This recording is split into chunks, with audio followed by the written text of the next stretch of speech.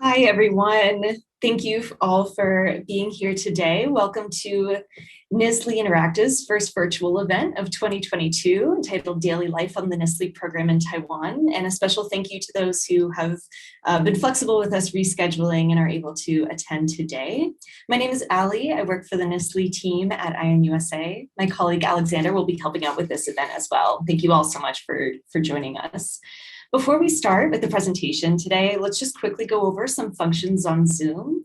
Feel free to rename yourself so that only your first name appears. Make sure that you're muted while presenters or a fellow attendee is speaking, and video is optional during the presentations.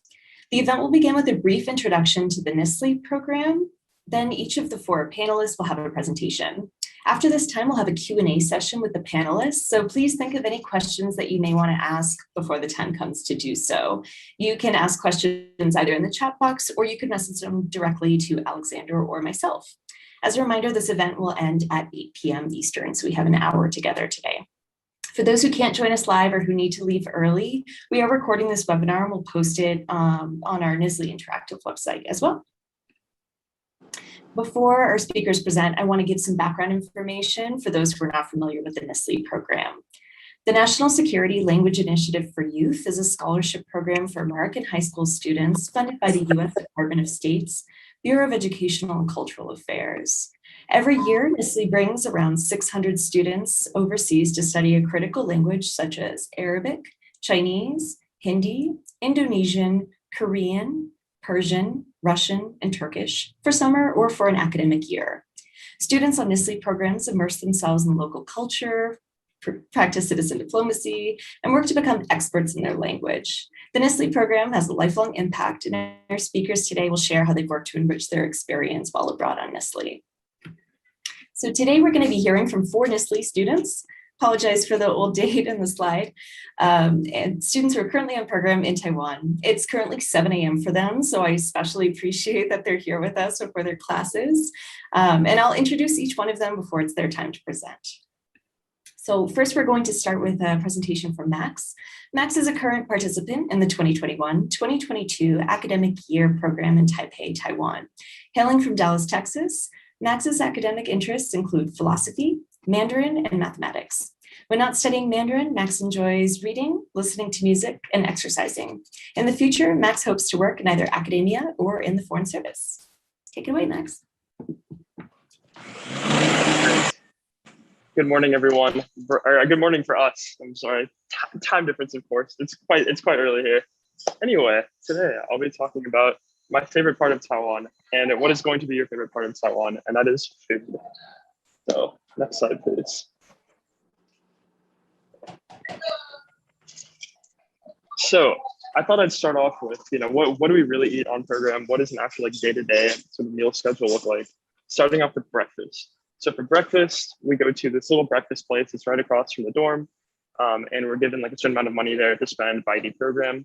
So my personal favorite item, and I'm really boring at the same thing every day for breakfast, just like one of my routines helps me wake up, is the juro danbing, which is this item on the top left right here. It's like a burrito, kind of. It's got like some egg and it's got some meat, and you can choose whatever you want. And you can get like a cheese one, and it's really tasty. It's really cheap also. I get 2 usually, so they're really good. So for lunch, what lunch is going to look like? The program will offer you a certain amount of like food coupons per week to use for lunch, and a certain amount of fruit coupons, and you can use those at the university cafeteria. And there's like a bunch of restaurants in there, and there's a fresh fruit stand as well. So you go and you spend your tokens, and you get some food, and it's plenty. It really is. It's definitely a good amount of food. There's a buffet option. There's a vegetarian option as well. So if you're vegetarian, you don't have to worry about that for lunch. For dinner, that is going to be totally up to you. So dinner on our program is going to come out of your stipend or out of your own pocket, depending on, however you would like to handle that. And you can go anywhere. So you can go into Taipei if you're in Donshui, which is where I am, which is about, 30, 45 minutes on the subway. You can go to a restaurant around here. Again, food is really accessible. It's very cheap. You can get stuff for like $4 US. It's great. My personal favorites, I've given some items here, are the curry, which is right across from the dorm, which is a great, easy access. Love it. And then also these two items here. This is lulo fan, which is like beef and rice. For some reason, it tastes way more than beef and rice. It's really good. And then majiang mian, which is pretty much like, you can do like peanut sauce mixed with noodles or like sesame sauce mixed with noodles. And just for fun, I thought I'd include this menu over here. Yeah, the first time I saw this when I came to Taiwan, I was like, well, I have no idea what's going on. Because like the food is like really specific. Like you get really customized like on like what characters, you know, like what the actual like food items are. But you know, eventually you get used to it, and the menu, you know, every day you learn a little bit more, it becomes less and less intimidating. And then on the weekends, food is going to be up to your host family. Usually they'll make food for you, or you'll go out and eat. This kind of depends on each student's situation. Next slide, please. So another fun thing about Taiwan, Taiwanese convenience stores. So yes, you can get food at Taiwanese convenience stores, and people do get food here. But the major difference is Taiwanese convenience stores are not American convenience stores. First of all, Taiwanese convenience stores, they're clean, they're actually convenient. There's like 5 within a walking distance of you, wherever you are at any point. It's always like competing brands, including 7-Eleven, which here they dub 7. There's Family Marts. So aside from food, your convenience stores will also have, they'll offer services. So that's where you'll find your ATM. So you can exchange money there. It is a little bit like, there definitely is a fee to use an ATM, but it's very convenient. There's also printers, and that is important because there are a lot of people that don't have printers here. So, you know, in the States, maybe they're a little more common. And here I would say if you want to use a printer, you're going to be, you know, you're going to be going down to your local 7 and printing, but it is cheap. It's like a tenth of $1 for a page. So you'll be fine. It's just something to keep in mind. And you can buy food and drinks. I just went down to my local 7 and got myself a coffee right before this. So proof, it is very convenient and it does work. Next slide, please. My favorite part of Taiwanese cuisine, night markets. Night markets are amazing. They're what they sound like. Pretty much, they're a bunch of food stalls that open at night, and they're all in one area. So there's food. Some of them also have games. You can like throw darts, like balloons and stuff, kind of like carnival games. They're really fun. This is where you'll find the most authentic and the cheapest, the most tastiest, the most authentic Taiwanese food. So my personal favorite, fried quail eggs. They're so good. I've never had these in the States, but I'm telling you, they're amazing. They're unbelievable. And they make them right in front of you. They'll crack open the eggs and fry them right in front of you at these night markets. And you know, each night market, they might have like a certain product that they're known for, or there might be a theme to them. So for instance, I went to this one night market in Hualien, and they were known for having a lot of like native Taiwanese people there, like native Taiwanese tribe people. And they had literally had like a traditional dance going on like the middle of the night market, which I will say is not typical, but it was awesome. But you know, you might find some night markets that are famous for their stinky tofu. You might find some that are really famous for their quail eggs.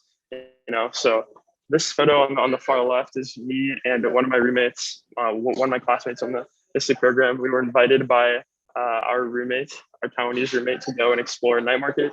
And they're pretty common. There's a few in Taipei, and you can definitely get to them pretty easily.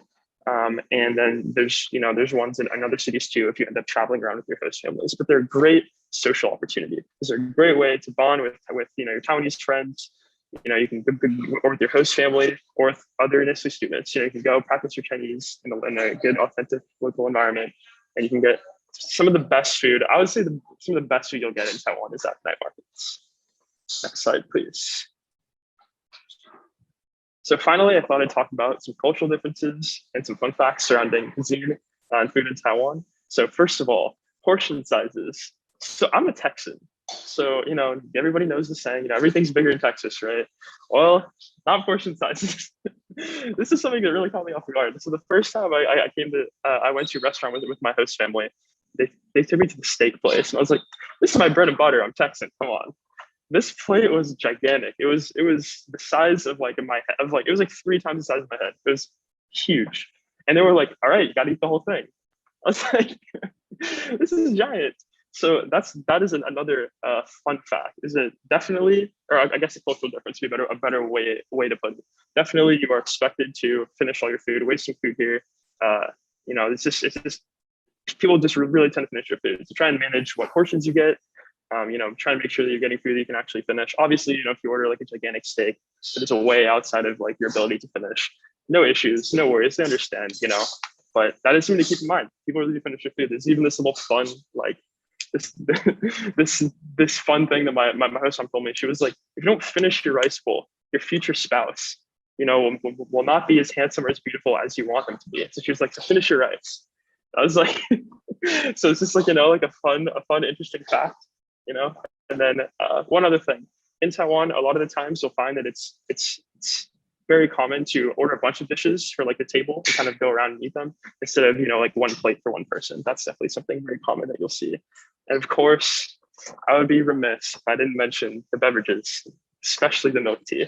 Guys, it's amazing.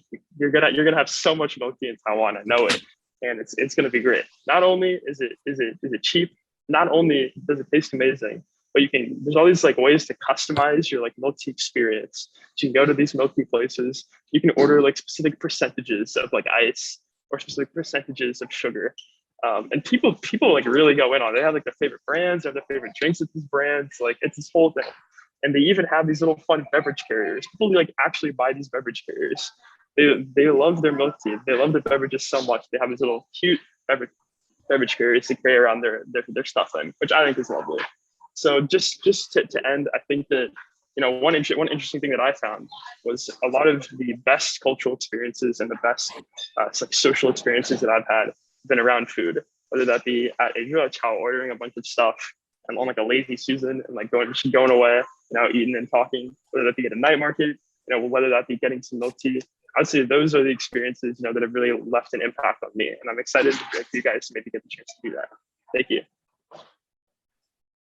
Thanks so much for sharing that, Max. I'm sure that food is a big thing that people look forward to whenever they're traveling to a new place. So great place to start and answer people's questions. Thanks so much.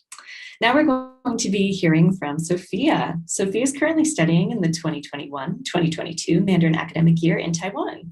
She's from the Bay Area, California, where she's worked extensively in social justice, such as interning at the Alameda County Public Defender's Office, working as a youth researcher for the Alliance for Girls and the National Young Women's Advisory Council, and volunteering as a youth attorney for the Center Force Youth Court, a restorative justice program. Sophia's first language is Spanish, but she plans to continue studying alongside Mandarin in her Global Studies International Relations major next year at university. In her free time, Sophia loves going outdoors with friends and family, perfecting her brownies recipe, and falling off her surfboard. Thank you, Sophia. Thank you so much for having me. Welcome, everybody. And thank you so much, Max. I think that was a really accurate and really enticing intro to Taiwanese food. In my presentation today, can you all hear me? Just drop a quick thumbs up, please. I'm out in the hall, so I want to wear my mask. Perfect, thank you. In my presentation today, I wanted to talk more about NSLI as an academic program, which I know people can have some questions about. I'm on the academic year along with Max, Bella, and Joseph, and what responsibilities that can entail. So I'm going to talk about the logistics side and some advice on how to balance your time, what to expect, and then more the fun side of the stuff everybody wants to know, where to go, what has worked for us, all that good stuff. Next slide, please. Wonderful. Okay, so NSLI, as I understand it, has two types of language study programs. You have the summer intensive, which is about 6 weeks, and then the academic year, which is 9 months, which is a big difference. And, in both you have a fair amount of homework. You have language partner, culture class, and as you can see, more of these opportunities and extracurriculars that you can encounter on program at your college campus. And so all of those can add up fast. And going into this program, I knew that I really wanted to be able to take advantage of my time in Taiwan specifically. I not only wanted to study Mandarin, but I wanted to study Mandarin in Taiwan and be able to go to the fancy places like Taipei 101, this big building you see in the photo. And I was really happy to be able to do that. So I wanted to share my experience. And actually, this photo was taken with my host family when we went up on a hike. And I'll be talking about hiking later. I love hiking. And it was really fun to be able to hike up this mountain and still be able to see all of the city and get that experience with my host family and get closer with them. Next slide, please. Okay, so I wanted to share two examples of scheduling to give you a better idea of what my day-to-day is like. I did want to let you all know that this is sort of an example of a very lenient day on October 18th, since we had Zoom classes, so everything was a little bit reduced because we were online. And then when we got in person, we went to Taiwan starting in December. March 16th was an example of a very busy day. So usually most of your day-to-day will fall somewhere in between. I would say in my class, we usually get, including writing our notes and preparing our flashcards and practicing, we usually get about 3 to 3.5 hours of homework a day.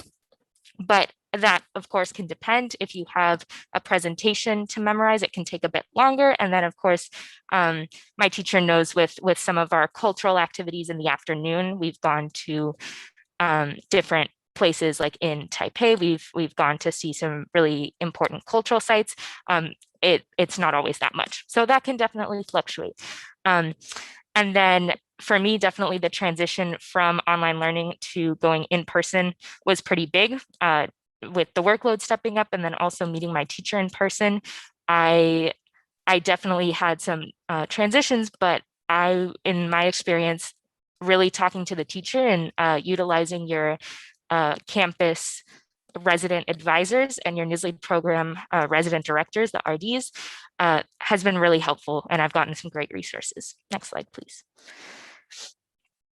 Okay, so I wanted to touch on, some basic plans that everybody has, I think, or that most people utilize are, of course, keeping a planner. I would really heavily recommend this again.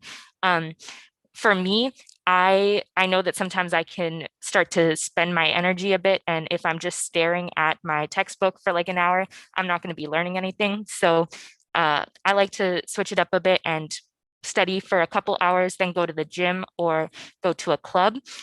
Today is Tuesday, and so this afternoon I'm actually going to be auditing a Latin American artists and art class, which is given in Spanish and Chinese. So it's a great opportunity for me to practice both. And then that way, when I head back to my dorm to prepare a dialogue for tomorrow, I always feel more refreshed and more energized and ready to go because I've had that time away from my textbook. I'd also specifically like to push this third bullet point about blocks of time. And sort of prioritizing what you want to do when. Because I think that a challenge for me that I have noticed some people experience is that we can start to feel committed to a schedule that we make at the beginning of the program. And so I would really advise you all, if something works for you in October or September, that's fantastic. And if you start to notice that as the year develops, if you have other commitments come up or other interests, then you can absolutely adjust your schedule as needed to still be able to meet those responsibilities or explore those programs. And don't feel like you have to change up, or that you have to stick to one schedule, or that by changing or adjusting your schedule a bit, it means that you should have been doing it that way from the beginning, right? Our lives are very fluid and you can adjust as you go. And if you feel like, you have something outside of class that you want to do, you can always prepare your homework in advance, or be proactive, talk to your teacher, your host family to see if you can have some time on the weekends to study, do homework, whatever. And of course, just bonding with my friends has been a wonderful experience. This photo here on the left, which I think most people have had questions about when I've shown them, is the Lantern Festival that happens every year in Taiwan. This was in February, and it was fantastic. I went with my host family up to this like mountain forest area, and it was raining and it was so much fun. And of course I knew that weekend I would be super busy going to the festival. There would be no way I'd do homework. So I talked to my teacher and I got my homework for the weekend in advance, so then I could do it Friday, get ready to go, and then not have any worries when I went to see all of the lanterns go up in the sky.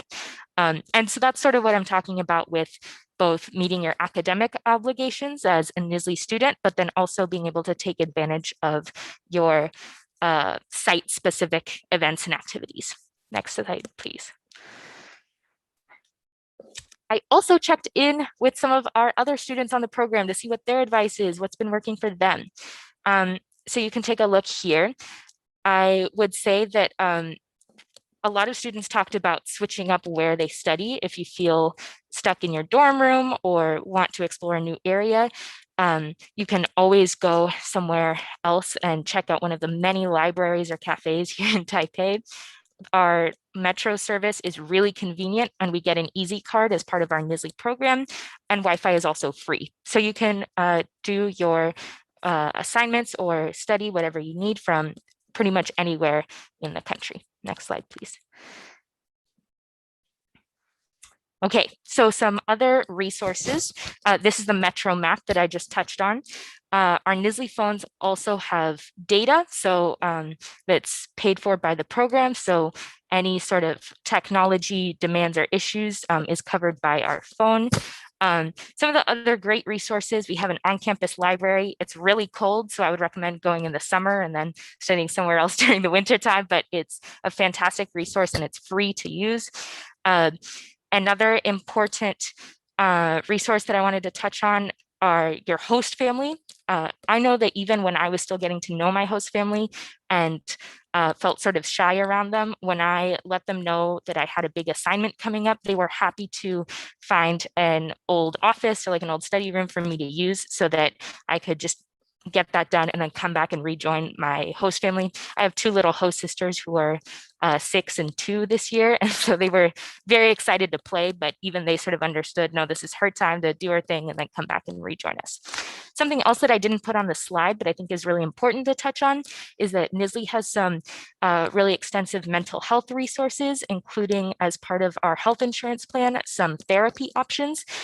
This is included so that if you feel like sort of moving to a big country can be really overwhelming, you know, with this new culture, maybe a language that isn't your first language or one that you're comfortable speaking yet. Having that cultural change can be a really big effect and have a big impact on some people. And so if you feel like that's something that you want to talk to a counselor about or just anything else that you might need, absolutely reach out because it is free and confidential. And that is something that your resident advisors will be happy to help you set up.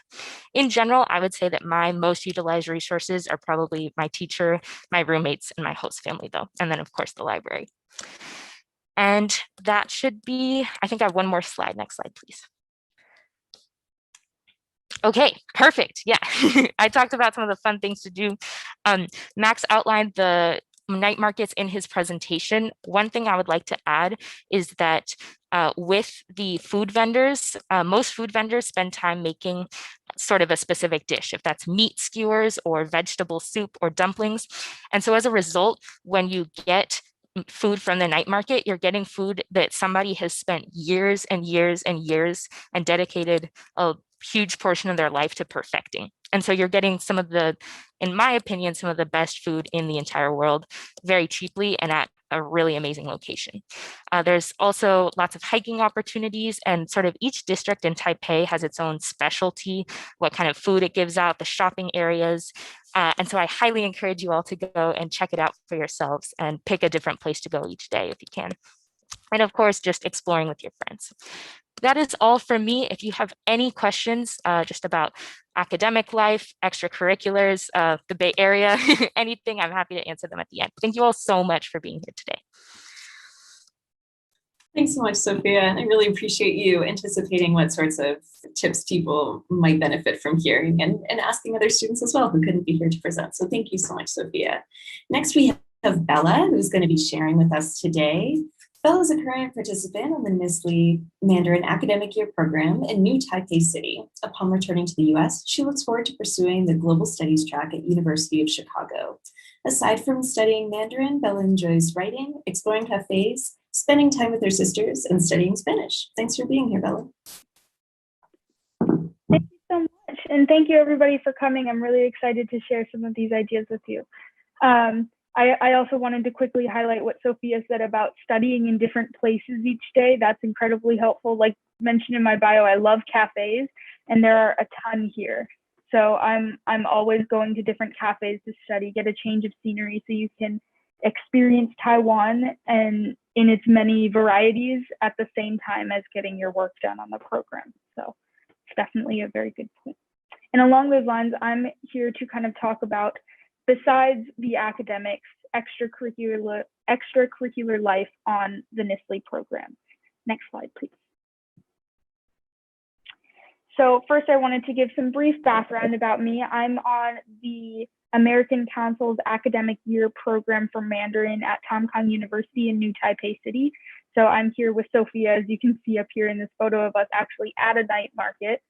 Incredibly fun. This is a type of candied strawberry. You have to watch out for the candied tomatoes though, because they have those too. That's considered a desserty kind of fruit in some ways here. So if that's not your cup of tea, definitely go for the candied strawberries instead, but you got to keep an eye out. And then down here, this photo is us as an entire group on a program scheduled activity visiting the Chiang Kai-shek Memorial Hall, which if you've ever been to the changing of the guard ceremony at the Arlington Cemetery, I believe, in the US, it's kind of near Washington, DC. They actually have a changing of the guard ceremony similar to that here, which is really cool to see. And then it was modeled after the Lincoln Memorial as well. So very, very interesting.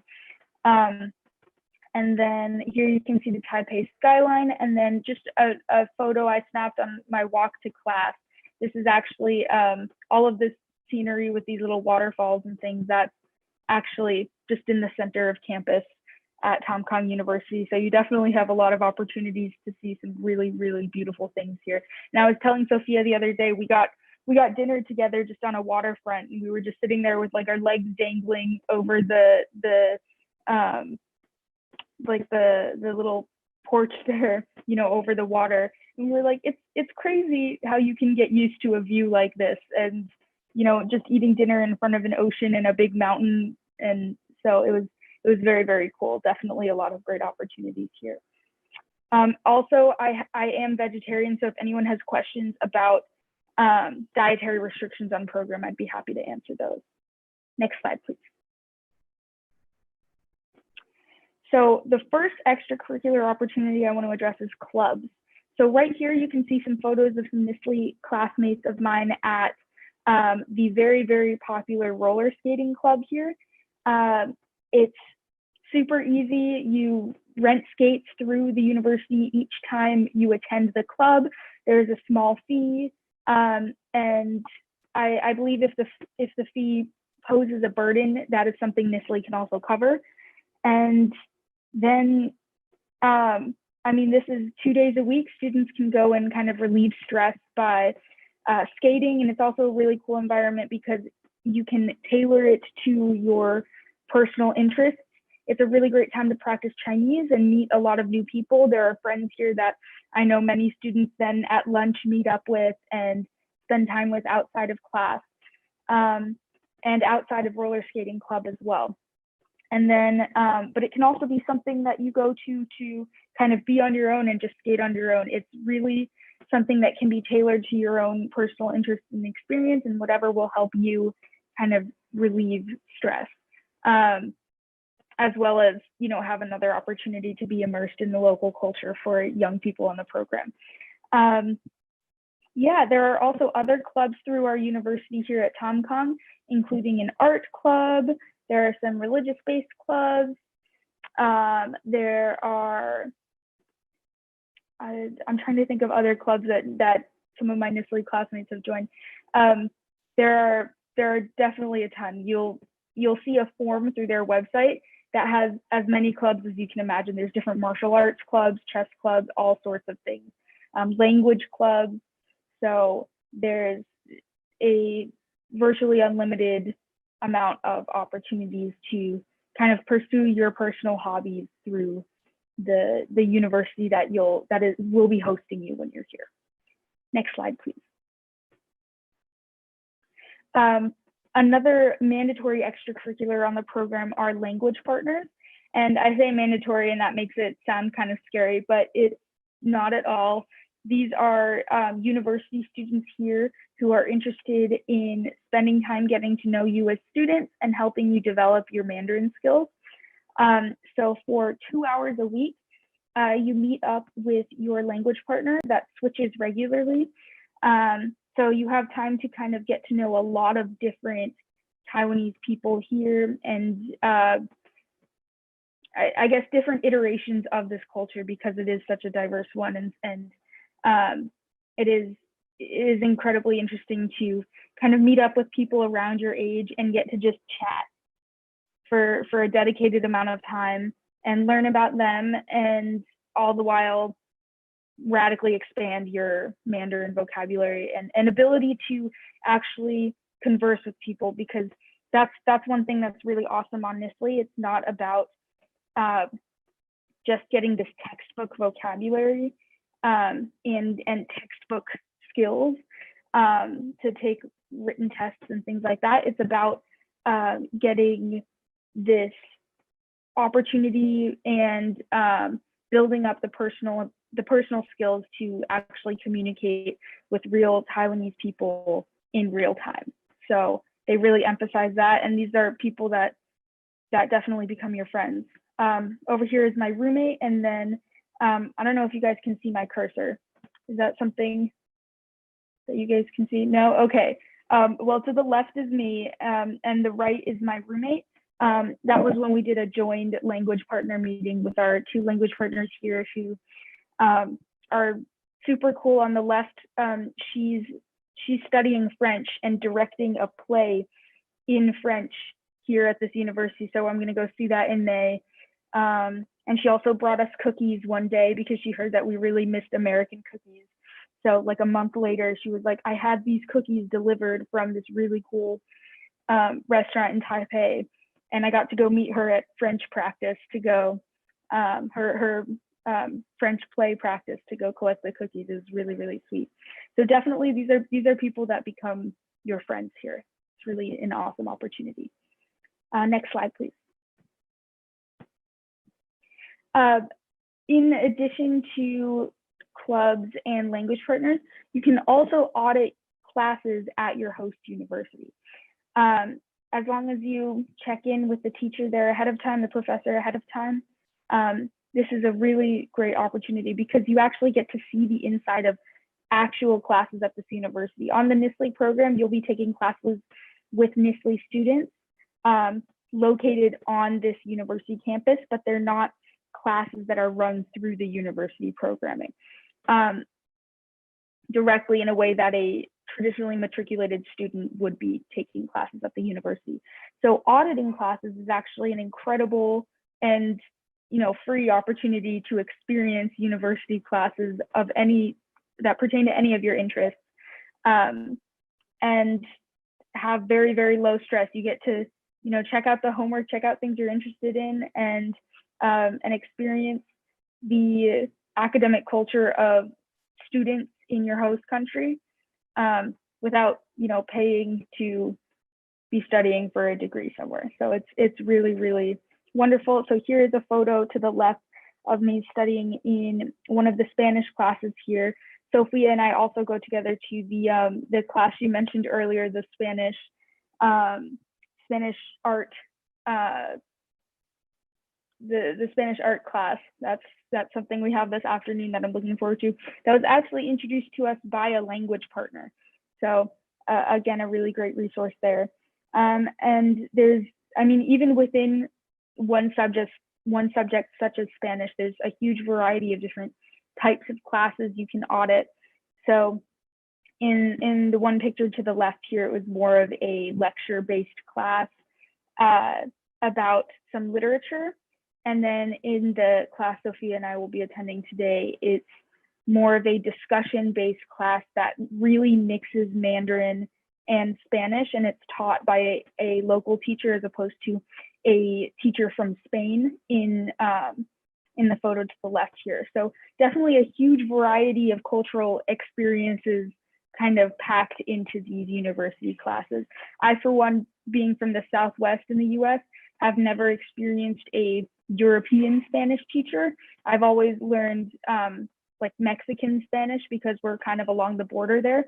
And so getting to, learn Spanish with a teacher from Spain and students from Taiwan is really cool. And then getting to go to another Spanish class where I get to learn Spanish from a Taiwanese teacher who's learned Spain Spanish and is teaching in Mandarin and Spanish back and forth to Taiwanese students is also, it can be kind of mind warpy at times, but it's a really incredible once in a lifetime experience. And then to the right here, that's just a photo of the actual campus we attend and the building we have most of our regular Mandarin classes in.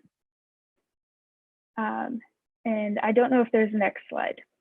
Oh, yep. Well, thank you guys so much. If you have any questions, please let me know.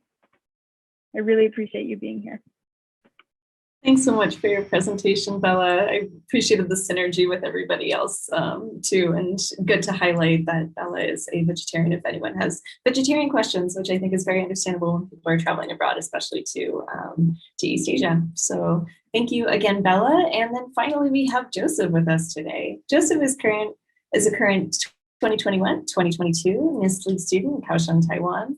Joseph fell in love with intercultural communication through growing up in his hometown of Dover, New Jersey, a salad bowl of different communities and languages.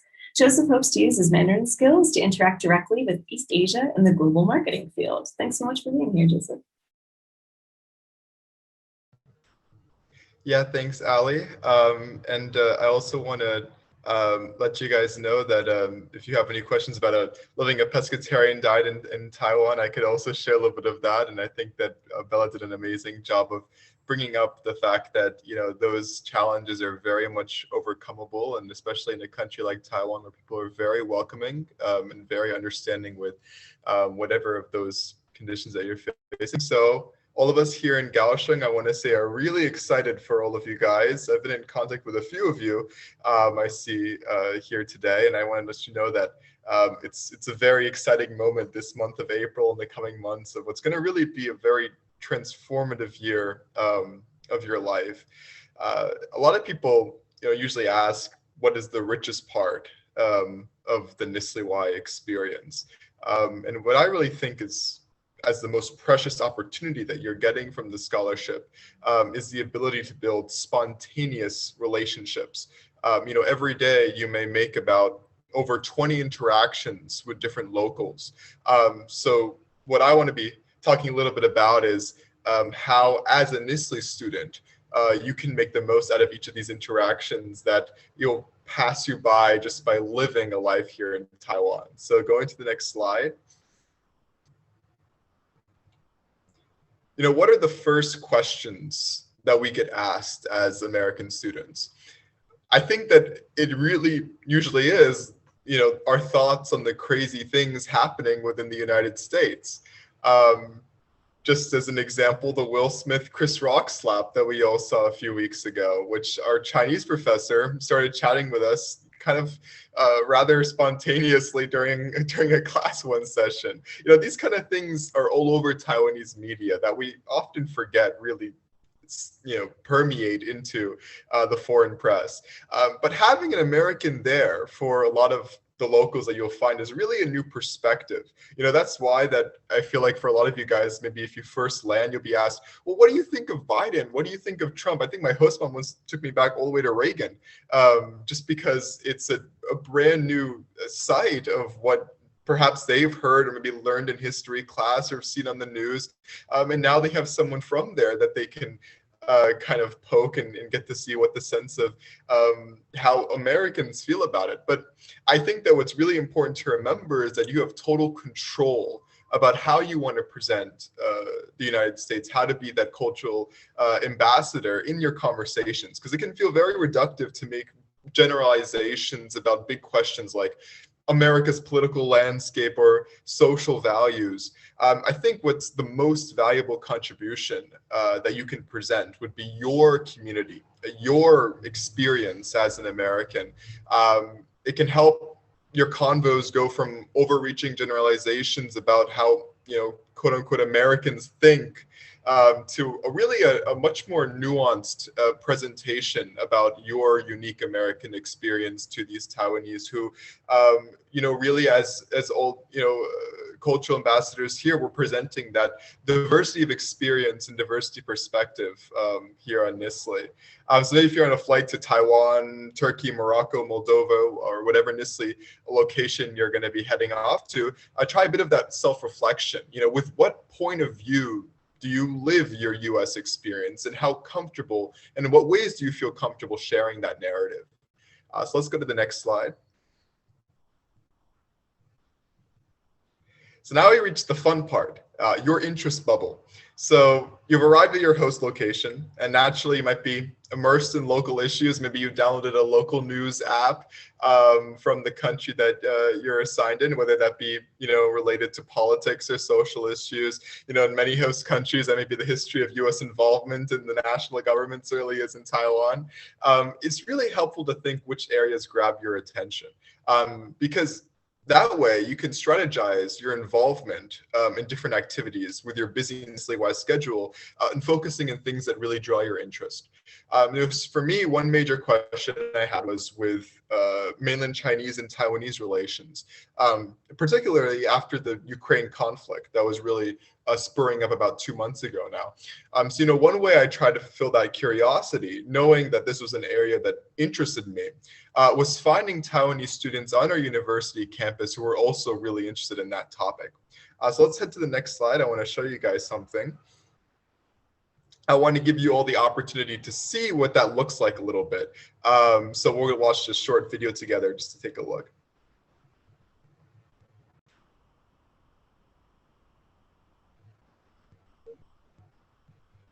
I'm not too sure if the audio is getting through well. Let me give this one more try. 定的鼓励而攻打台湾吗？我觉得不会，因为如果有战争的话，那个成本太高了，不应该是因为普丁的鼓励，加上他们就可能原本有这个想法，然后去侵略台湾，因为那个成本就太过高了，所以觉得不划算的。这个机会不大，因为中国如果真的要攻打台湾的话，那可能会受到像现在俄罗斯受到其他欧美国家还有北约那些联盟国家的经济制裁。然后像现在以这件事情来说，现在最大影响应该就是油价，国际的石油油价，像今天应该涨了1.4吧。对，就是可能台湾的像是晶片啊那些，比乌克兰的可能科技方面更重要。Yep, thank you. So a question that was being asked was whether you thought that China may be encouraged by the actions of Vladimir Putin to take some sort of different approach to the Taiwanese question, as they would call it. And a lot of the students there had some really nuanced opinions about it. And I feel like if you have a topic, it doesn't have to be in politics, that you feel like would be interested in just chatting with different people about, people are usually very open to give their thoughts. And particularly if you say, hey, I'm working on this project for our midterm or end of the year project you'll have on NSLI, that might be a really great idea to get the perspective of locals on an issue you're interested in. So going to the next slide. I think that being on program really means embracing even the most unplanned, unexpected, uncharted encounters that you'll find. So this picture right over here is in a coffee shop in a city called Pingdong, which is in the very south. And just for reference, Kaohsiung's kind of at the very southern tip of Taiwan, while my other friends here, Max, Sophia, and Bella are in the north with New Taipei City. So this right here is in a coffee shop that's run by a proud ethnically Chinese Kiwi from New Zealand. And there was an elderly couple sitting behind me at this little shop where I was getting some work done. And they were trying to translate the word aunt And we ended up getting into a very long convo because just the fact that they were, translating something to English, I just kind of just turned around and just started chatting a little bit. And we got into this very, very fascinating convo that related firstly to English etymology up to then to Taiwanese Hokkien, because there was some sort of connection to the way the words sounded in the local dialect, the Hokkien dialect, which is a bit different from Mandarin. And then growing up in the city of Pingdong, because conversation just spiraled that way, and the city's traditional culture, to the point that we ended up started talking about the food, and the lady was so excited about the conversation that she insisted to leave the cafe and bring back halun, which is a specific Taiwanese dish that's very famous in the city of this small city of Pingdong, and then allow me to try it out because it was my first time really there in the area. You might know it in Japanese as odin. It's kind of a fish cake with egg inside.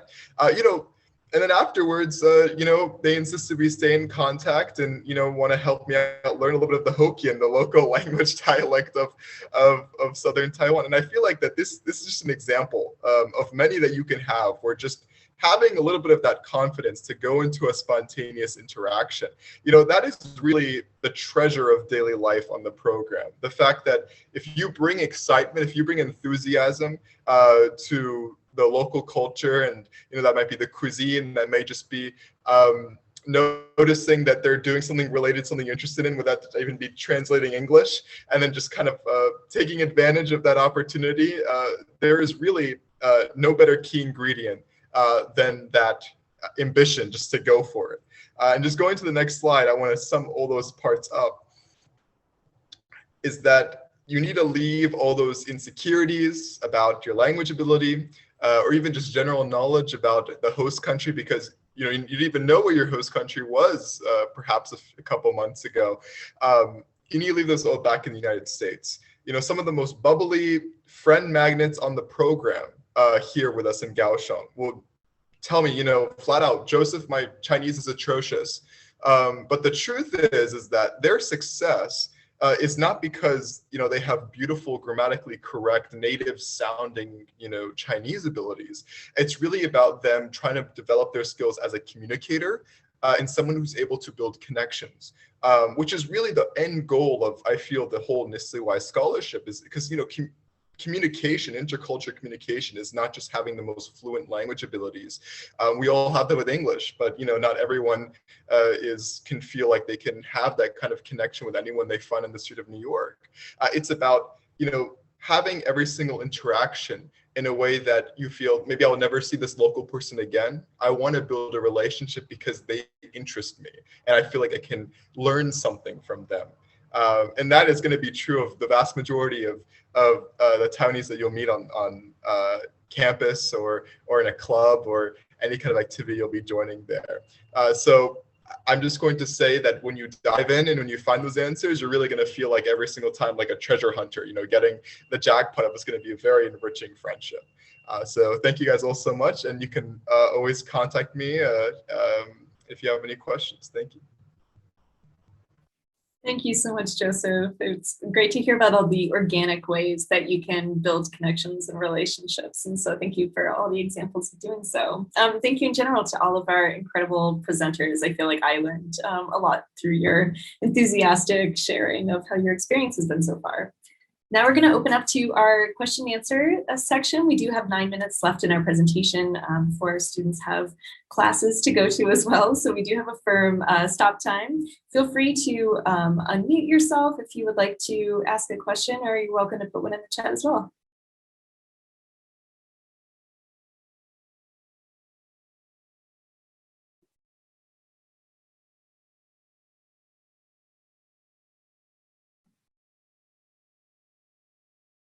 I have a question.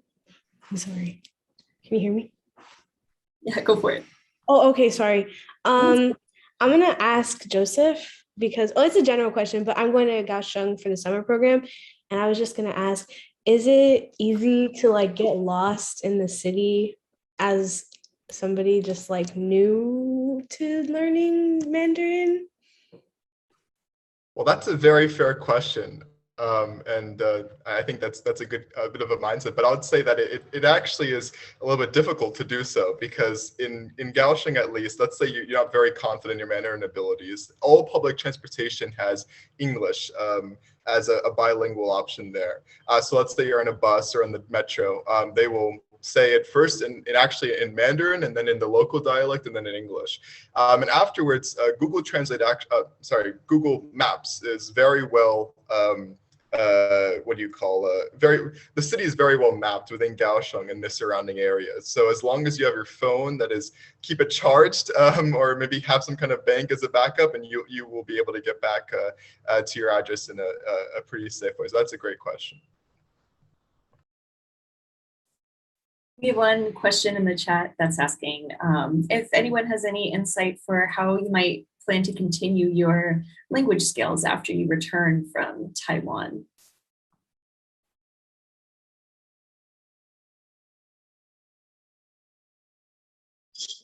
I think maybe I can take a stab at that one. Personally, for me, I'm going to be taking Mandarin classes in university. I don't know exactly what that's going to look like, whether that's going to be, major or minor or whatever, but I think, taking classes first and foremost is going to be, probably the best way to maintain your fluency, because you're being given a good opportunity to actually, there's going to be some pressure on you, which I think is a good thing. It's keep you on your toes. And also, one thing that I've actually talked to my host mom about is I think that I'm going to call my host mom pretty often, maybe every week or something, just to catch up with her and practice my Mandarin skills, because my host mom and I are really close. So that's, I think, a relationship that I can keep up and practice Mandarin at the same time. So those are just some of the ways that I plan on doing that.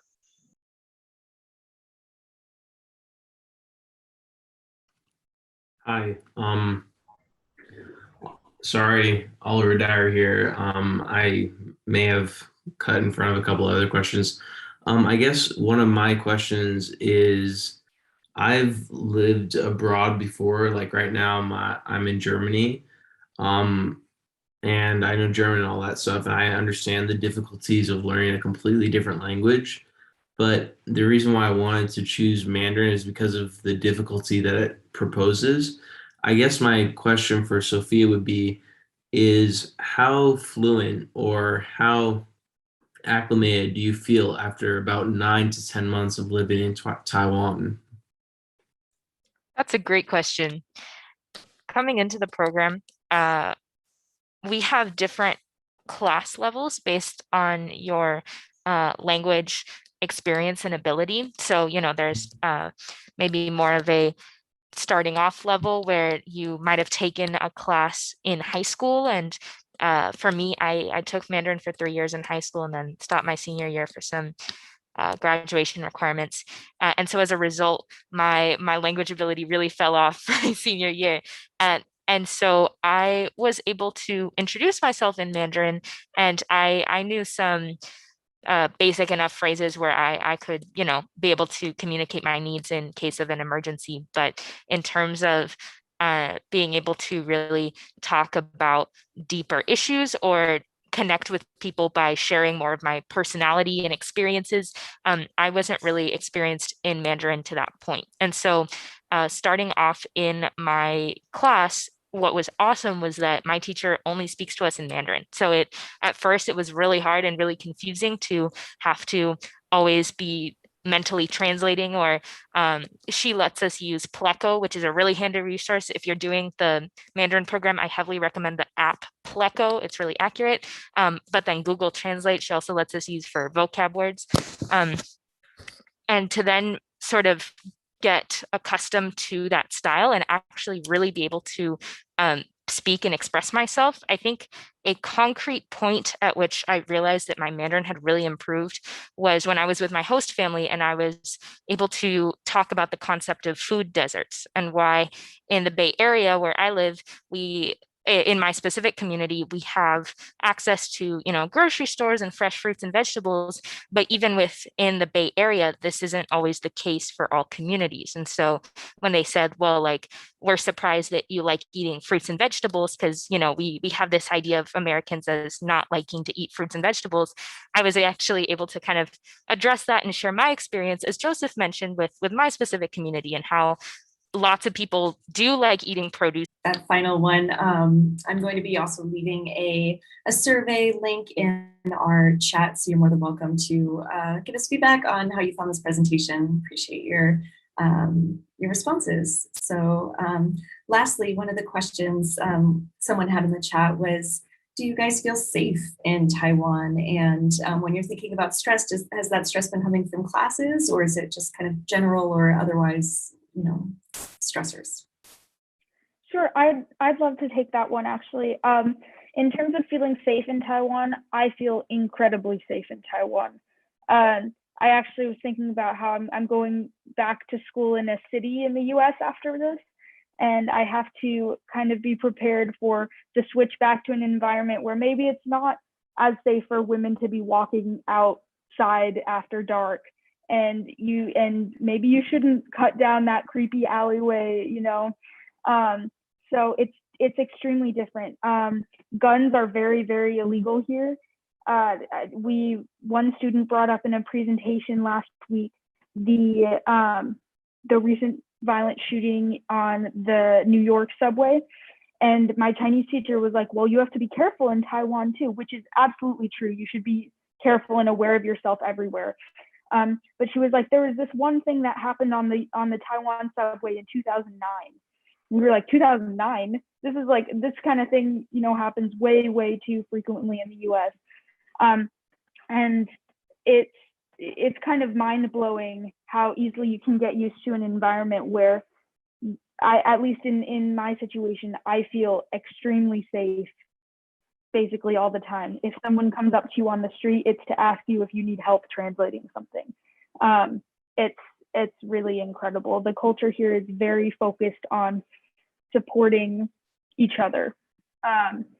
So definitely be aware of yourself, and also another point to mention is this is my experience as someone who is very, very pale skinned here. There's a lot of kind of intrinsic cultural differences that result in different experiences for people who look differently. So I don't want to put out a generalization here, but overall, in my experience has been walking down the street at night before curfew, obviously.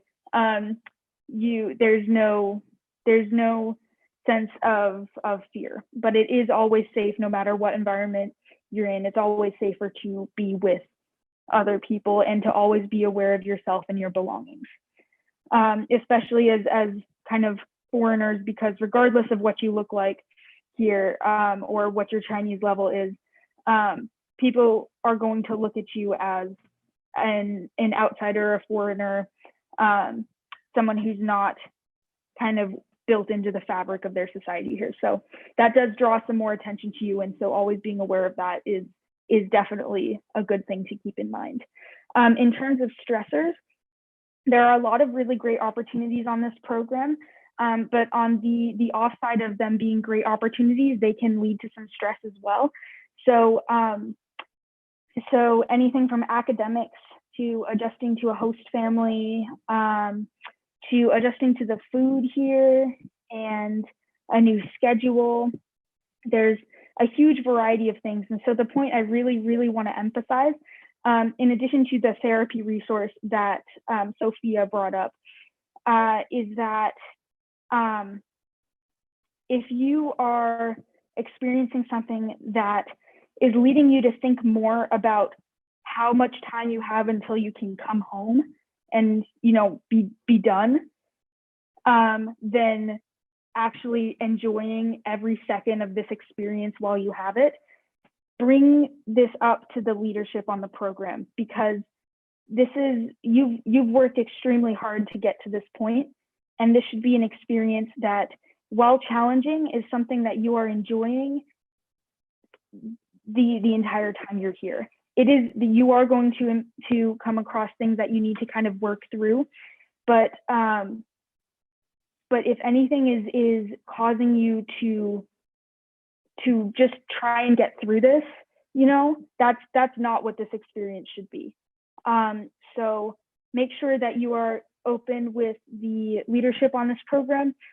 You reach out to resources such as other students as well, friends, to kind of get the support you need to get back to the point where this is a program that is, you know, incredible and an opportunity that you're enjoying throughout, and not just looking for, you know, the result at the end. You don't get, you know, some big like, yeah, you're fluent in Chinese or something at the end. It's about all the experiences you're having in the middle here. So really take advantage of that, because as someone who's done the summer program before, that was only 6 weeks.